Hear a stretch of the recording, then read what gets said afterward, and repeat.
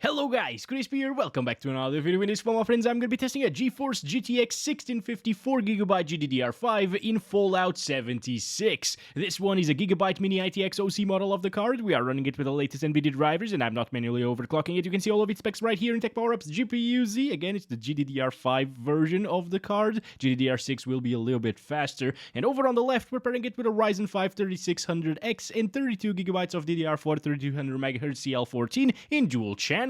Let's get into it, shall we? First up, let's go over the settings. I'm starting at 1080p resolution using the low settings preset, which actually sets the shadow quality to medium and texture quality to medium as well. It says custom right there instead of low because I changed the FOV, but that's the only thing I changed from the preset. Everything else is on low. Alright, here we have it. It's not looking that much worse than with the ultra settings on the RTX 3060 that I tested yesterday, guys. The shadows are really crappy. We are having a little bit of stuttering here and there. You can see the frame time graph is not completely flat. Well, most of the time it is, but you will experience a little bit of stuttering, unfortunately, like that. And if you unlock the FPS in the config files, this game comes locked at 60 FPS by default, and you should keep it that way, because with unlocked FPS, it runs even worse. Well, in terms of frame time consistency, that is. Okay, let's kill these guys over here. Goodbye. Oh, boy. Okay. Oh, yeah. There's another one right there. Oh, boy. Oh, look at that frame time right there. That's so noticeable, guys. I've also experienced the same thing on the RTX 3060 video with unlocked FPS mostly. When I locked the FPS, it was much less noticeable and it didn't happen as often.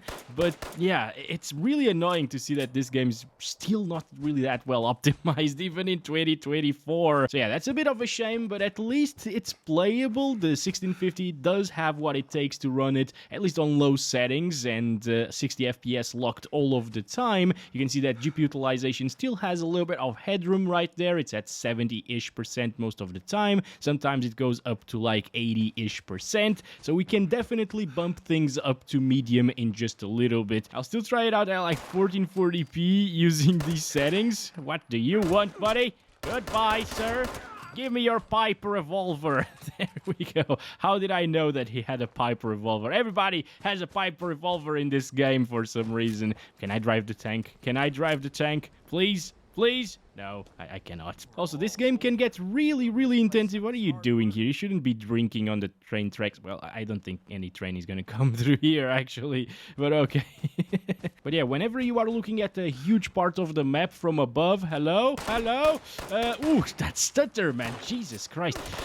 Remember, if you unlock the FPS, that will happen much more frequently. So please leave them locked, okay? Jesus Christ, it's crazy how this runs. Ugh. But it does get really CPU bound, okay? But the good news about that is that whenever you are down here playing the game, shooting things and stuff like that, taking a look at vegetation and other smaller areas like this one right here, with a few buildings and smaller towns and stuff like that, you are going to be GPU bound, especially if you have like a 3600X with your GTX 1650. Ooh, that's a big one. Super mutant. Should we take the fight, guys? I don't know. Alright, he's scared of El Crespo. I am very low HP, actually. I just noticed, so we must go out. Oh, there's another one right there. You know, yeah, let's move this way. That's probably Bob right there, right, guys? Oh boy, we may need to find this bastard and kill him. Oh, God, okay, of course, this is an older title. It doesn't have, like, vaulting options, although it has to do with vaults and stuff. Very much, because it's Fallout. There's another one there. Oh boy. No. These are all level 5, you know. I think I'm level 3 or 4. Yes, keep missing. Keep missing. I'm just jiggling over here. Yes. Oh, no. I'm 1 HP. I'm 1 HP at the moment. I'm gonna die. This is terrible. Please, buddy. Adrenaline should be kicking in and you should be running for your life. God damn it. Alright, guys. Okay, so where should we come back to it? Ugh, even the map navigation is stuttering. Look at that. Like, not that the frame time is bad, but it's just... it looks like it is at 5 FPS. It's really weird. Yeah, you know what? Maybe we're gonna go this way and this way after that. And this is the area that I was telling you about, where you can see the map from above, and FPS usually drop a little bit whenever you are CPU bound, but apparently on the low settings it isn't as CPU bound as like ultra settings are. Those have a lot of settings that are CPU intensive, you know, and yeah, the 3600X at least seems to be capable of achieving those 60 FPS flat all of the time. So it's gonna be a great experience if you keep it on low settings, guys. Good to know. Alright guys, so now I'm playing at 2560 by 1440, 1440p resolution. I know a lot of people don't play with a 1650 at 1440p, but I'm still curious to see what it's capable of. Still using the low settings preset here, and as you can see, since we were seeing 60 FPS with like 70-ish% GPU utilization previously, we're still seeing 60 FPS even at 1440p resolution. As long as you play on low settings, which again do look very similar to the ultra settings in this title, it's going to be playable even at 1440p resolution with a 1650. Now, unfortunately, in some areas that are a little bit more GPU bound, like with some vegetation and so on, you're going to see FPS drops into the 50s, and if you take a look at that frame time graph, it is absolutely horrible. Like, it's one of the worst frame time graphs that I've seen recently. Actually, I made that FX 8350 video last weekend, and it was terrible, but yeah, this is very, very rough. This is what happens whenever you don't have the FPS locked, okay, to 60 frames, like default. Oh boy, come on, come on, come on, stop it, there we go.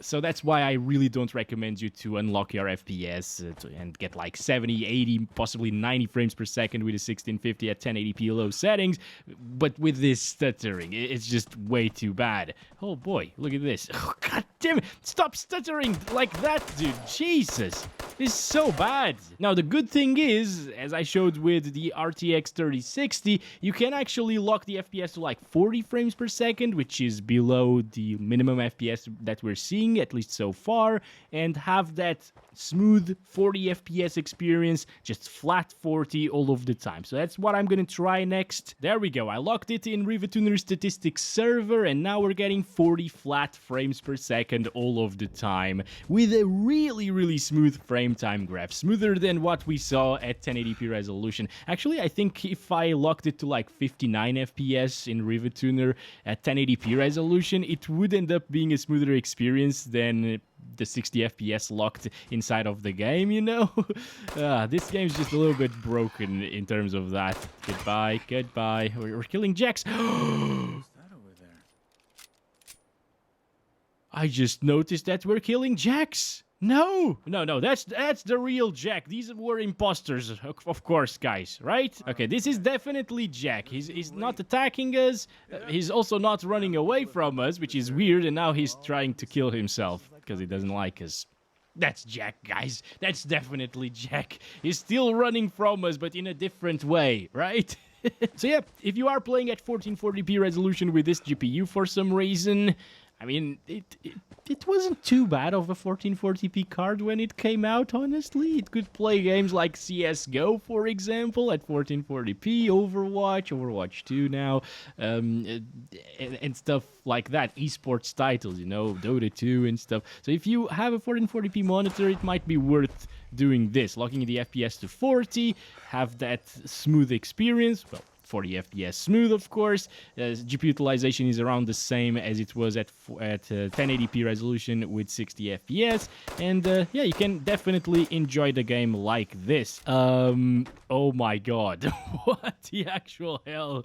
Okay, that looks weird. But yeah, this isn't bad. Again, like, low settings do look pretty decent compared to like ultra settings and stuff like that. It doesn't look decent compared to other titles, though. It's very lackluster in terms of visuals, in my opinion. But hey, it works, and it can be played on a 1650 absolutely fine. Alright, so I still have it locked to 40 frames per second, and now I set it to 4K resolution, low settings still. But it can't really achieve 40 frames per second. I restarted the game as well. You need to restart it every single time you change the resolution, okay? It's that type of a game, obviously, from the Bethesda, of course. What can you expect? What are you doing? Dude, what are you shooting at? Hello? Scavenge, let's talk to him. Hello. Did it just burn? What? That was weird. Okay, look at the frame time, dude. It just can't. It just can't do a flat line whatsoever. Look at how crazy it's going right now. Frame pacing is terrible in this title, dude. It's insane. Bethesda, come on, what are you doing? Well, I guess I know what they were doing. Starfield, which didn't turn out that great either, right? Okay, at 4K, I think nobody expected this to be playable. You could lock it to like 25 or 24 FPS for that cinematic experience, you know, but it would still drop, as you can see, 22 frames. So you'd need to lock it to 20 frames per second if you wanted a flat frame time graph. And of course, that is a horrible experience. So you can't really save this at the 4K resolution. So let's go back and play at 1080p again, but with the medium settings preset, which sets the shadow quality to high and everything else to medium. These are also changed compared to the low settings preset. And yeah, let's see how it does. I'm going to restart to apply everything, of course. All right, back at it again. I actually locked the FPS to 60 in RivaTuner statistics server, so I'm not running it with the built-in 60 FPS lock. It still stutters a little bit here and there. As you could see, the frame time graph was still doing some weirdness there, but it is way more stable than just leaving it at 60 FPS locked by the game itself, you know? So I think you should install RivaTuner statistics server just to lock the FPS in this game. Set it to 60 or 59 if it makes you more comfortable. Knowing that it is always being locked by RivaTuner, you know, and it's going to be a little bit more decent of an experience than just leaving it unlocked again. Now, it will drop from 60 FPS, as you can see, around this area, for example. It dipped to like 57 or 56 for a little bit. GPU usage is at 100% very often when seeing a lot of vegetation like this. So yeah, we're basically seeing the limits of the GTX 1650 here at 1080p medium settings, but it is still a good experience. It looks a little bit better than low settings as well, especially on the shadows side of things. It still doesn't look great, but the low preset shadows looked awful, actually, really pixelated, okay? Yeah, these look a little bit more realistic, let's say, although very far from realistic, but still. And I guess for the type of game that this is, pre-war money, yes, I want more of that. For the type of game that this is, you can definitely get by with a few drops into the 50s, as long as it doesn't stutter too much, which it isn't at the moment. You're gonna be fine, right? I think I would actually choose the 1080p medium settings with a GTX 1650 to enjoy this game with. But again, if you want 60 locked 100% of the time, use RivaTuner, by the way, for that, again, so you remove most of the stuttering issues.